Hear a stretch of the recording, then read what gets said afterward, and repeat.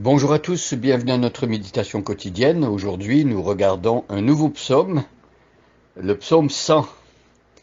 Le psaume 100, je vais lire le psaume 100 au complet. Il n'est pas très long, 5 versets. Et ensuite, dans les jours qui vont venir, nous allons regarder un verset après l'autre. Nous allons méditer ce beau psaume. Je lis dans la traduction, dans la version Louis II. Alors, si vous le pouvez, prenez votre Bible, regardez le psaume 100, nous allons lire aujourd'hui le verset 1 et le commenter. Donc psaume 100, psaume de louange, poussez vers l'Éternel des cris de joie, vous tous, habitants de la terre. Alors il y a plusieurs choses que l'on pourrait dire dans cette introduction. D'abord, c'est clairement indiqué, le psaume 100 est un psaume de louange. Alors, qu'est-ce qu'on entend par louange quand on parle de louange chrétienne ou louange d'un croyant biblique? Eh bien, nous parlons de personnes qui ont comme but, objectif, de faire l'éloge, d'exalter, d'élever la personne de Dieu. Donc, c'est un psaume qui est dédié, qui est consacré à cet exercice de louer Dieu. La louange est partout dans la Bible. Lorsqu'une personne arrive à connaître le Dieu vivant, lorsqu'une personne reçoit cette révélation du Dieu vivant, est éclairée dans son esprit pour communier dans sa présence et le connaître, eh bien, forcément, il y aura des louanges qui vont monter dans son cœur. La louange, c'est une expression de la joie, c'est une expression du bonheur, de la gratitude, c'est un ravissement de l'esprit. Donc c'est un psaume de louange. Un psaume, c'est un poème écrit qui servait dans la liturgie au temple de Jérusalem et qui servait aussi dans la vie personnelle de chaque croyant. Les psaumes étaient composés par une certaine classe de personnes en Israël, des personnes douées pour la musique, parce que les psaumes aussi étaient chantés.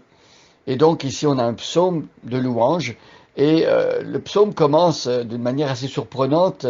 Peut-être que dans les sphères religieuses, on peut s'étonner que quelqu'un, pendant une assemblée, pendant une réunion, pousse des cris de joie. Eh bien, c'est le cas. Les personnes qui chantaient les louanges de Dieu exprimaient leur joie par des cris. Donc, parfois, on est un petit peu réservé par rapport à tout cela. Et on pourrait se dire, mais c'est déplacé dans des réunions religieuses de pousser des cris de joie. Eh bien, ici, c'était le cas.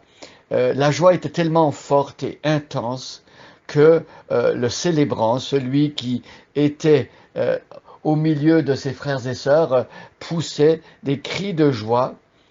Mais ici, ce qui est le plus étonnant, c'est une exhortation à pousser des cris de joie. Mais le texte nous montre qu'il ne s'agit pas simplement de personnes qui sont dans un lieu restreint ou au temple ou dans une assemblée, mais c'est une invitation aux habitants de la terre. Donc c'est un psaume qui est donné, écrit et qui est destiné aux habitants de la terre. Ce verset 1 nous apprend en fait que c'est la destinée de tout être humain. C'est l'appel, la vocation d'un être humain, quel qu'il soit, de louer Dieu. Nous sommes créés pour louer Dieu.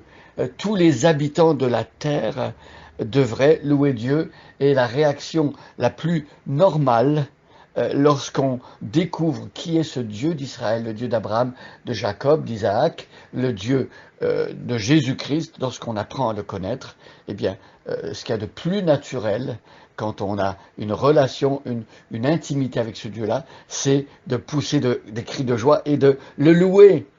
Donc, beaucoup de gens autour de nous n'ont aucune espèce d'idée de ce que ça veut dire louer Dieu. Ils ne connaissent pas encore Dieu. Alors comment est-ce qu'on peut connaître Dieu pour finalement apprendre à le louer? Eh bien, le Nouveau Testament nous donne la clé.